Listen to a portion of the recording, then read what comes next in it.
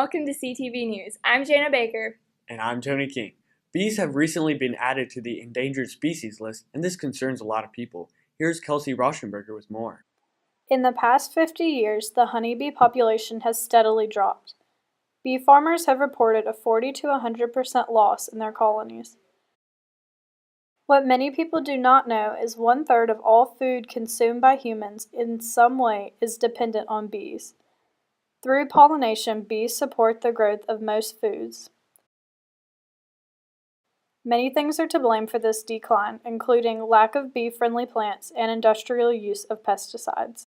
The best way for a regular person to help save the bees is by planting bee-friendly plants everywhere they can and to avoid pesticides at all costs. Visit websites like buzzaboutbees.net or savethebees.org to learn more about the Save the Bees movement.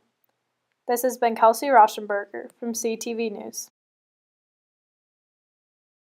There's a new smartphone app that has left students and even teachers in awe. We go to Luke Kelly for more on Pocket Points. Recently, at Oxford High School, many students have begun to use a new app called Pocket Points. Pocket Points is a way of rewarding students for not using their phones in class. The students lock their phone while in the app and begin to gain points. The points can be used for discounts at many businesses around Oxford. I talked to some students who use Pocket Points to get their opinions on the app. I like to use Pocket Points for the discounts on food and other places I like. For the food. Many students have become very competitive with their Pocket Points. The students explain how they feel about the competition. I'm not very competitive about it. I just get points whenever I feel like it. It really don't matter to me as long as I get my food.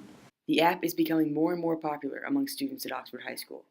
Download Pocket Points today and start gaining points towards discounts at many Oxford businesses. This has been Luke Kelly with CTV News. There's a new policy here at OHS that allows some freshmen and sophomores to exempt certain exams based on their MAP scores. Here's Danica Baker with more. Every year, freshmen and sophomores at Oxford High School are required to take the NWEA MAP test to monitor their academic improvement. This year, there is an added incentive to improve. If there is any growth in scores for the language, art, and math MAP assessments, freshmen and sophomores will have the opportunity to exempt their semester exams. Principal Bradley Robertson tells us more about this new rule.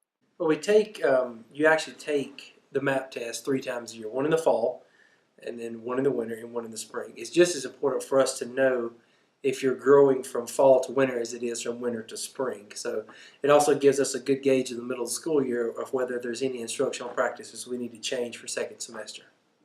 Sophomore Sarah Grace Parker explains how she feels about this new incentive. I think that it gives people more encouragement to actually do good on their MAP test instead of just going through the questions, not really caring about whether they make a good grade or not. Freshman Hunter Henderson tells us how he feels about improving his scores this year.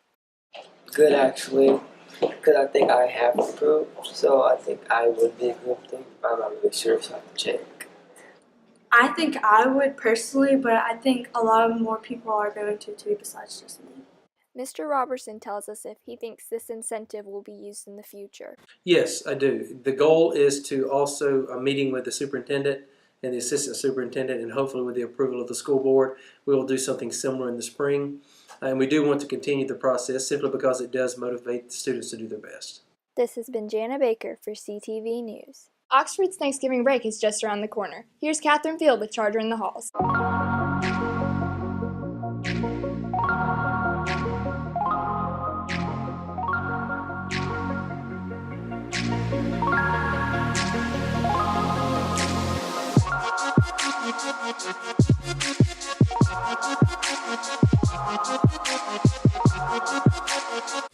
Brooklyn Whitehead. Sarah Catherine Waller. Ben Peeler. I'm Gigi Yost. I'm Abby Blay. I'm Cofield Collins. I'm Clay. Tashana. Keandre. That is a great question. Old Faithful. Thanksgiving Rock. Plymouth. I don't know. Granite. Mount Rushmore. Yeah, I think Plymouth. Plymouth Rock.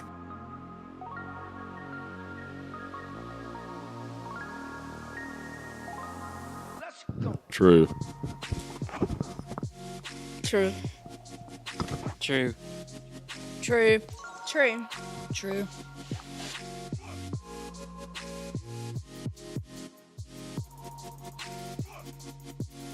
Mashed potatoes. Mashed potatoes. Dressing. Ew. Turkey. Ham. Turkey.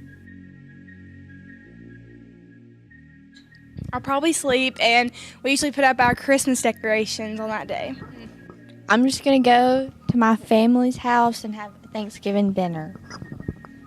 I'm going to go to the beach and have Thanksgiving dinner. Eat.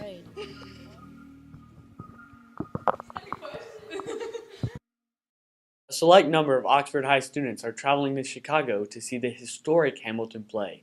Mary Catherine Bishop brings us more. Recently, a new Broadway musical called Hamilton took the country by storm. This weekend, Miss Lindsay and Mr. Davenport, along with a group of teachers and students, are traveling to Chicago to see the critically acclaimed musical. I talked with Mr. Davenport to learn more about why he chose Hamilton and what the musical really means to him. Okay, it started last February-ish, and Miss Lindsay's second period AP US history class kind of mentioned that she should organize a trip to take them to see Hamilton since it was going to be opening in Chicago.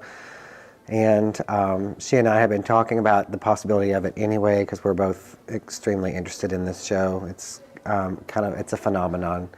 And so that just kind of sparked us looking into, well, what if we did take a group? And so we looked into it, and sure enough, we're ready to go. Well, being that the history of the American musical is kind of my area that I enjoy the most, it's, to me, it's just a phenomenon, and it's a great, I think it's time for there to be a new kind of change in form. The musical gets a little more sophisticated and reinvented about every 20 to 30 years or so, and I think that this particular show has forced that amongst the entire industry. I think this has been an eye-opening example to the industry, just how far the musical theater can go and what it will accommodate for a next generation. I think the most exciting thing about it is that it has turned on a younger generation to a musical. Not only that, one that's historically correct at the same time. So it goes to show that art itself can reach across all boards of curriculum. It can reach so many different generations. The group will be leaving this Friday and returning Sunday evening. This has been Mary Catherine Bishop with CTV News. That's all for this episode of CTV News. From Oxford High School, I'm Jana Baker. And I'm Tony King. On behalf of the staff, have a great week, and we'll see you next time.